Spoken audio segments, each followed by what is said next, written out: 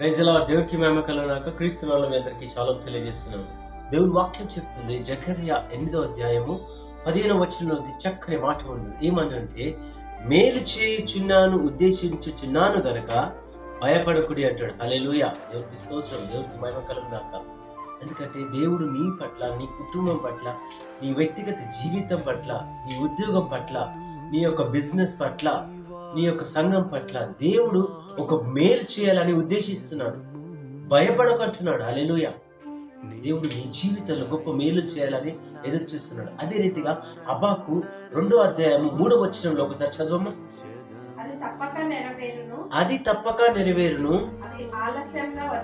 అది ఆలస్యంగా వచ్చినను దాని కొరకు కనిపెట్టమంటాడు. హల్లెలూయా. నువ్వు ఏ దాని కొరకు అయితే ఎదురు చూస్తున్నావో దాని కొరకు కనిపెట్టు, మోకరించు, చేతులెత్తి ప్రార్థించు.